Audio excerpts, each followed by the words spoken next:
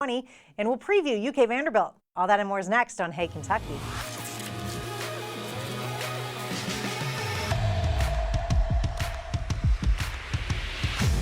Welcome to Hey Kentucky. Perrin Johnson is my co-host tonight. Thanks for being here and happy Friday. Happy to be here. Happy Friday. All right, we got a lot to get to today. A lot. Yesterday's recanvass of the election made it clear that Andy Beshear will be Kentucky's next governor. Today, he got started on the work at hand. The governor-elect announced his transition team at the Capitol, calling them Team Kentucky.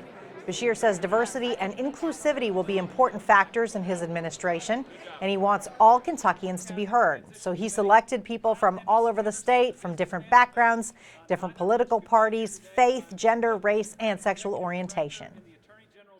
This team is going to help us establish the type of culture that is committed to priorities of education, health care, economic development, and to honor our commitments to our public employees, specifically through their pensions.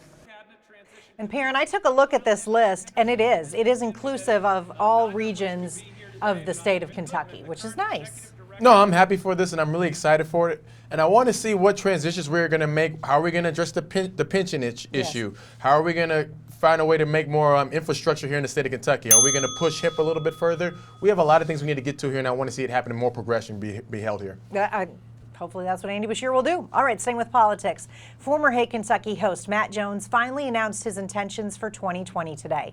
After 2 years of considering a possible run for the Democratic nomination and eventually a run against Mitch McConnell, Matt says he will not pursue a campaign for the U.S. Senate. He broke the news to a statewide audience on Kentucky Sports Radio this morning. It's time to decide. Not because I'm certain, but because it's time. But ultimately, I came to the same decision. So even though I was never a candidate, I'm done with looking at this race. And ultimately, I made this decision because it was the best decision for me personally at this time. Jones had formed an exploratory committee, which he says will now dissolve, that he's decided against a run. And Perrin, I'm a little sad because I kind of wanted to see him run because I really think he can do good for the people in this state, and he loves this state. But I also think in the position he's in with KSR and everything, that he can still do a lot of good in this state. You know, Matt wants to see a better Kentucky, and he'll tell you that, and he'll go on a tangent about that, as we all know.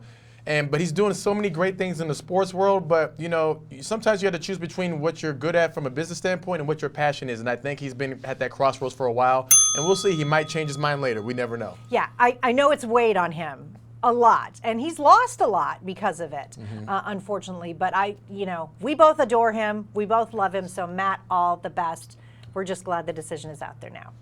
All right, a former Kentucky Wildcat again took the international stage to voice his opinion ahead of a presidential meeting this week. Enes Kanter, who originally hails from Turkey, wrote an opinion piece in the Washington Post in advance of Donald Trump's meeting with the Turkish president on Wednesday. Kanter urged Trump not to offer unconditional support to Turkey's president over concerns about the way he's treated his own people.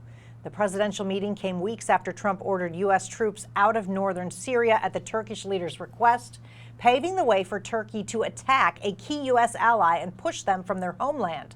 Kanter, who currently plays for the Boston Celtics, has frequently criticized leaders in his home country and says he's faced threats and harassment because of it, even on the streets of Boston. And Perrin, his family has felt the repercussions of him speaking out as well. Yes, they've been put in jail, put in prison.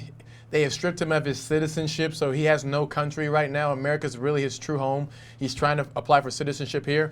And this is just really hard because he can't go back there and save his family while he makes a ton of money. And that's the perfect example of a rock in a hard place right now. I really feel for him in this situation. And I applaud him for taking a stand because it's cost him. It's cost him a lot. All right, in other news, Lexington educators are planning a girls-only academy that focuses on science, technology, engineering, and math. The Fayette County Board of Education has approved a job description for the director of the new STEM program. Officials hope it will start next fall with 150 girls in kindergarten through second grade, eventually offering it to girls in grades 3 through 8. The special programs manager says girls are on par with boys or above them in science and math, but that's not translating to the workplace. The aim of the program is to equip female students with necessary job skills. And Perrin, I believe this is going to be the first all female STEM academy in the country here in Lexington. I think that's awesome. Yes. Especially that we're going to be the first ones to do it here in Kentucky. That's a great thing about progress and what we're doing. And hats off to Lexington for doing that here.